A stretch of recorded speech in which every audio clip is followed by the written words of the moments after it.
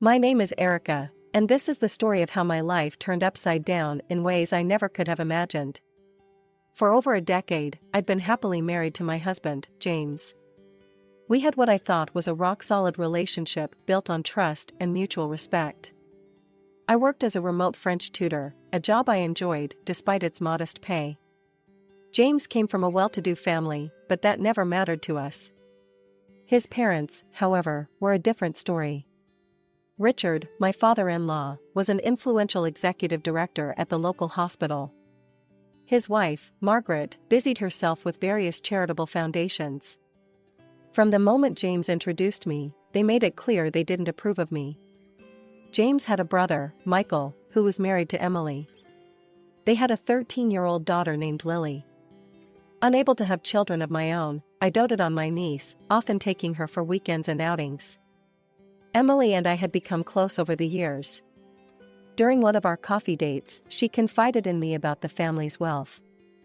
"Erica, you wouldn't believe the amount of property and money Richard and Margaret have given Michael and me," she whispered, glancing around as if afraid someone might overhear. "We're talking millions." I raised an eyebrow, surprised. "Millions? Where did they get that kind of money?" Emily shrugged. "I try not to think about it too much. But sometimes I joke that we're secret millionaires who can't touch our fortune." I laughed along, but a nagging feeling settled in my stomach. Something about the situation felt off, but I pushed the thought aside, focusing instead on my family and my work. Life continued this way for years, a delicate balance of family dynamics and unspoken tensions. Then, tragedy struck. Michael and Emily were killed in a car accident, leaving Lily an orphan. The funeral was a somber affair, but something about Richard and Margaret's behavior struck me as odd. They seemed distracted, almost annoyed by the proceedings, as if they had more pressing matters on their minds than grieving their son. As we stood by the graveside, I overheard Margaret muttering to Richard, "We need to sort out the paperwork as soon as possible. This complicates everything." In the days that followed, I threw myself into caring for Lily. The poor girl was devastated, and I wanted to do everything I could to comfort her. After much discussion with James, I approached him with an idea. "Honey, what if we adopted Lily?" I suggested one evening. "She needs a stable home, and we love her so much already." James considered it for a moment before nodding. "I think that's a wonderful idea. Let's talk to my parents about it." The next day, James and I visited his parents' sprawling mansion to discuss our proposal to adopt Lily. As we sat in their opulent living room, I couldn't help but feel out of place among the antique furniture and priceless artworks. "Absolutely not," Margaret snapped as soon as we broached the subject. Her eyes narrowed as she glared at me. "Erica is not suitable to be a mother to our granddaughter. We will raise Lily ourselves." I was stunned by the vehemence in her voice. "But I've been a part of Lily's life since she was born," I protested. "James and I love her, and we can provide a stable home." Richard cleared his throat, his expression cold. "This isn't up for discussion. Lily stays with us." Margaret leaned forward, her voice dripping with venom. "Besides, we all know what this is really about, don't we, Erica? You're just after Michael's money. How convenient that you can't have children of your own, and now you want to swoop in and become Lily's guardian. Did you think we wouldn't see through your little scheme?" As we left the house, I felt a mix of anger and sadness washing over me. "I can't believe they'd accuse me of something so horrible," I said to James as we drove home. He sighed, keeping his eyes on the road. "I'm sorry, Erica. They're just protective of Lily. Give them time, they'll come around." But time didn't improve things. In fact, over the next few weeks, I noticed a change in James. He began staying late at work more often, always with some vague excuse about an important project. When he was home, he seemed distracted, constantly checking his phone and exchanging messages with someone. One evening, as we sat at the dinner table in silence, I couldn't take it anymore. "James, is everything okay? You've been so distant lately." He looked up from his phone, his expression hard. "It's nothing you need to concern yourself with," he snapped. I recoiled at his harsh tone. This wasn't like him at all. I'm your wife, I said softly. If something's bothering you, I want to help. Just drop it, Erica, he growled, pushing away from the table and storming out of the room. Hurt and confused, I tried to focus on the one bright spot in my life, my relationship with Lily. I visited her at Richard and Margaret's house as often as I could, helping her with her French lessons and providing a sympathetic ear for her grief. One afternoon, as Lily and I sat in the sunroom working on her conjugations, I overheard Richard and Margaret arguing in the next room.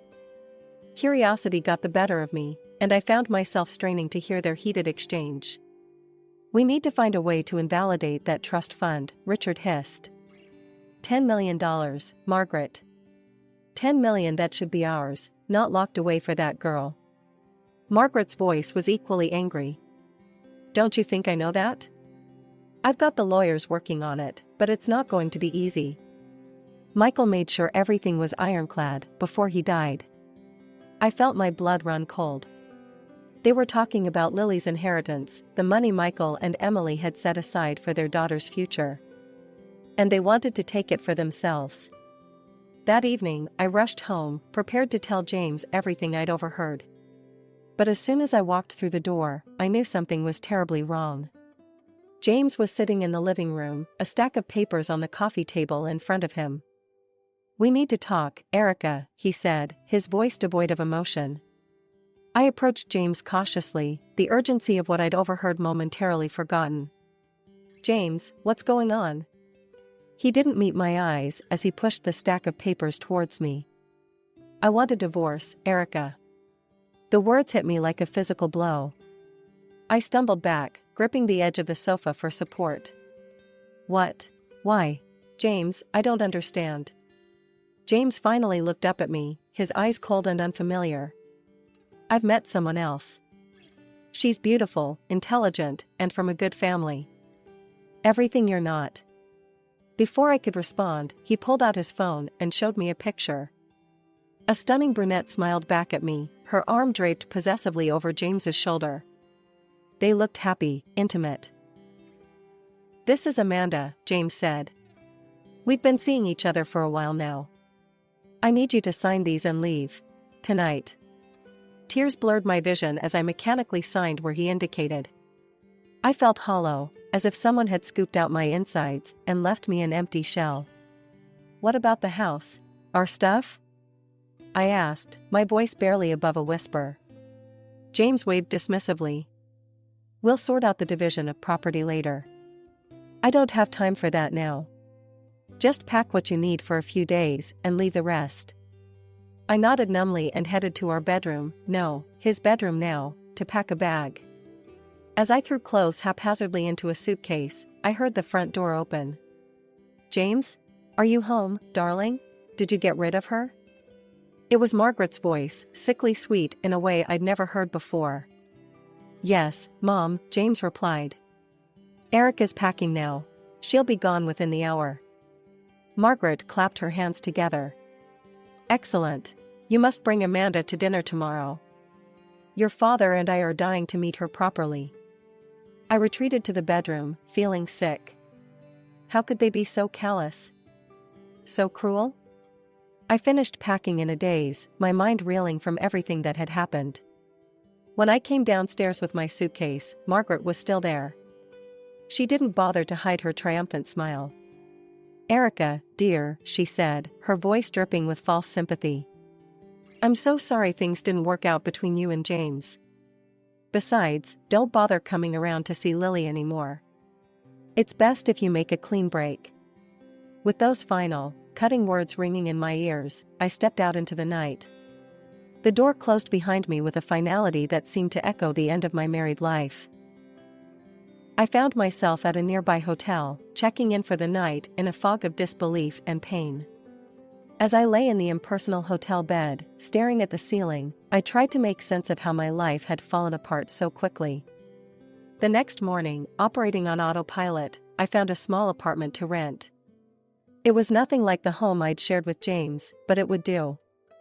I threw myself into my work, teaching French lessons online from morning till night, anything to keep my mind occupied. A week after moving into my new apartment, my phone rang. It was Lily. My heart leapt at the sound of her voice. "Aunt Erica," she said hesitantly. "Are you okay? Grandma said you and Uncle James split up." I swallowed hard, trying to keep my voice steady. "I'm okay, sweetheart. These things happen sometimes. How are you doing?" As we chatted, Lily hesitantly told me about James bringing his new girlfriend to dinner. "She's pretty," Lily said. "But she's not as nice as you. I don't like her." I didn't know how to respond to that, so I changed the subject, asking about her school and her friends. But as we talked, I couldn't shake the feeling that something wasn't right. Lily seemed nervous, on edge. Over the next few weeks, I tried to establish a new normal. One evening, as I was grading papers, my phone buzzed with a message from Lily. "Aunt Erica, I'm scared. Can we talk?" Alarmed, I immediately called her back. When she answered, her voice was barely above a whisper. "Aunt Erica, weird things are happening here." "What do you mean, sweetie?" I asked, concern flooding through me. Lily hesitated before continuing. "There are always these strange people coming to the house. They argue with Grandpa and Grandma a lot. They talk about money and something called a trust fund. It sounds like Grandpa and Grandma owe them something." My blood ran cold as I remembered the conversation I'd overheard about Lily's inheritance. I tried to keep my voice calm. "Lily, honey, I want you to be very careful, okay? Don't let anyone know you're telling me this." "I won't," she promised. "I've been recording some of their conversations on my phone. And I kind of got into Grandpa's computer and copied some files." I was shocked by her resourcefulness. "Lily, that's very clever, but also very dangerous. You need to be careful." The next day, I received an email from Lily. It contained audio files, photos, and documents she'd managed to gather. With shaking hands, I began to go through the material. What I discovered left me reeling. The audio recordings captured heated arguments between Richard and various individuals, all demanding repayment of large sums of money. The photos showed clandestine meetings in dimly lit rooms, with Richard handing over envelopes to shady-looking characters. But it was the documents that truly horrified me. Spreadsheets detailing the production and distribution of counterfeit medicines. Falsified lab reports. Forged prescriptions. It was all there in black and white. As I delved deeper into the files, I uncovered the true extent of the operation. Richard had set up a fictitious pharmaceutical company, using it to supply counterfeit drugs to pharmacies and clinics. Even worse, he was using these fake medicines in his own hospital, bribing doctors to cover up the deception. My hands shook as I closed my laptop. What should I do with this information? Going to the police seemed like the obvious answer, but I hesitated. What if James was involved? And what about Lily? She was living in that house, surrounded by these dangerous people. As night fell, I made a decision. Despite everything that had happened, I needed to talk to James. He deserved to know what his father was doing. I picked up my phone and dialed his number, my heart pounding. After several rings, he answered. "Erica?" His voice was confused, wary. "Why are you calling?" "James, we need to talk," I said, trying to keep my voice steady. "It's about your father. There's something you need to know." He was silent for a few seconds, and then he asked me to meet. I agreed, and James gave me an address, a small cafe on the outskirts of town. As I drove there, my emotions were in turmoil. The cafe was nearly empty when I arrived. James was sitting in a corner booth, looking haggard and older than I remembered. As I slid into the seat across from him, I noticed dark circles under his eyes and a tension in his shoulders that I'd never seen before. "Erica," he began, his voice low, "I've been working with the police for months. We're building a case against my father and his entire operation." I stared at him, stunned. "What? But the divorce? Amanda?" James ran a hand through his hair. It was all part of the cover. I needed to distance myself from you, to keep you safe. Amanda is an undercover officer. We needed a way to get her into the family circle without suspicion. My head was spinning. So, our marriage, it wasn't real? No, Erica, James said, reaching across the table to take my hand. Our marriage was the only real thing in all of this. I love you. I've always loved you. Pushing you away was the hardest thing I've ever had to do. Tears welled up in my eyes as relief and anger warred within me. Why didn't you tell me? I could have helped. I couldn't risk it, James said, his voice pained. My father's network is vast. If there was even a hint that you knew something, you'd be in danger. I couldn't bear the thought of anything happening to you. As James continued to explain, I learned the full extent of the investigation. It wasn't just Richard involved, there were corrupt doctors, pharmacists, and even government officials implicated. The case was massive, with potential ramifications that reached far beyond our small town. But what about Lily? I asked, suddenly remembering my niece's fear. She's living in that house, James. She's scared. James's face darkened. I know. We're working on a way to get her out safely. But it's complicated. We talked late into the night. When we finally parted ways, James pulled me into a tight embrace. I'm so sorry for everything I put you through, he whispered. When this is all over, I promise I'll make it up to you. I clung to him, savoring the feeling of being in his arms again.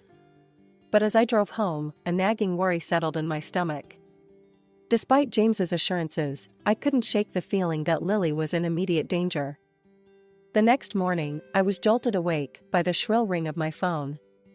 Lily's name flashed on the screen, and my heart raced as I answered. Aunt Erica. Lily's voice was a panicked whisper. They're packing. They keep saying they need to get out before it's too late. I sat bolt upright, fully alert now. Lily, listen to me carefully. Are you safe right now? Can they hear you? I'm hiding in my closet, she replied. But I don't know how long before they. Suddenly, there was a commotion on the other end of the line. I heard Lily gasp, followed by the muffled sound of a struggle. Lily? Lily! I shouted into the phone, but the line went dead. Panic surged through me. Without thinking, I threw on some clothes and rushed out of my apartment. I knew I should call James or the police, but there was no time. When I arrived at the house, I saw frantic activity through the windows. Shadows moved back and forth, and I could hear raised voices inside. Taking a deep breath, I approached the front door and rang the bell. For a moment, everything went quiet. Then, the door swung open, revealing Richard's surprised face. Erica, what are you doing here? He asked, his voice strained. I plastered on a fake smile. I left some of my things here when I moved out. I was hoping I could collect them. Richard's eyes narrowed suspiciously, but before he could respond, I heard Lily's voice from inside the house. Aunt Erica, help me. Without hesitation, I pushed past Richard and ran into the house. The scene that greeted me was chaos. Suitcases were strewn about, drawers left open, papers scattered everywhere. Margaret stood in the living room, gripping Lily's arm tightly. Let her go, I demanded, my voice stronger than I felt. What happened next was a blur. Richard lunged at me, but years of yoga had made me quicker than he expected. I dodged his grasp and made a dash for Lily. Margaret, in her surprise, loosened her grip, and Lily broke free, running towards me. We almost made it to the door when I felt a sharp pain in the back of my head. Richard had grabbed a heavy bookend and struck me. I stumbled, my vision blurring, but I managed to push Lily towards the door. Run, Lily! Get help! I shouted as I fell to my knees. The last thing I saw was Lily's terrified face as she ran out the door. Then, darkness engulfed me. I don't know how long I was unconscious. When I came to, I found myself bound to a chair in what looked like Richard's study. My head throbbed, and I could feel something warm trickling down my neck, blood. Richard paced the room, running his hands through his hair. "We need to leave now. Before the police arrive." "What about her?" Margaret gestured towards me. Richard's eyes met mine, and I saw a coldness there that chilled me to the bone. "We can't leave any loose ends." Suddenly, we heard the distant wail of police sirens. Richard and Margaret froze, panic etched on their faces. "It's too late," Richard muttered. "We need to run. Now." As they rushed to grab their belongings, I struggled against my bonds. The sirens grew louder, and I heard car doors slamming outside. Richard and Margaret were shouting at each other now, their carefully constructed facade crumbling in the face of imminent arrest. Just as I felt the ropes loosen, the study door burst open. James rushed in, followed by several police officers. "Erica," he cried, running to my side and quickly untying me. As the police handcuffed Richard and Margaret, reading them their rights, James pulled me into a tight embrace. "I'm so sorry," he whispered. "When Lily called me, I came as fast as I could." I sagged against him, relief washing over me. "Lily? Is she safe?" James nodded. "She's outside with a social worker.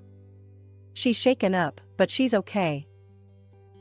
The next few days passed in a blur of police statements, medical examinations, and sleepless nights. I was diagnosed with a mild concussion from Richard's attack, but the doctors assured me I would recover fully. As I sat in the hospital bed, James by my side, we watched the news unfold on the small television in the corner of the room. The arrest of Richard, a prominent figure in our community, had sparked a media frenzy. Headlines screamed about the counterfeit drug king and the hospital of horrors. "The scale of this operation is unprecedented," a grim-faced police chief announced at a press conference. "We're looking at hundreds of millions of dollars in damages, and countless lives put at risk." As we were listening to the news, reliving the traumatic events, a knock at the door interrupted us. A tall, serious-looking woman in a suit entered the room. "Mr. and Mrs. Harrison," she said, her voice crisp and professional. "I'm Detective Laura Chen. I'm leading the investigation into your father's operation. I was hoping I could ask you both a few questions." Over the next hour, we recounted everything we knew. James explained his involvement with the police investigation, while I shared the information Lily had gathered and the events leading up to my confrontation with Richard and Margaret. Detective Chen listened intently, taking notes. When we finished, she looked at us with a mix of admiration and concern.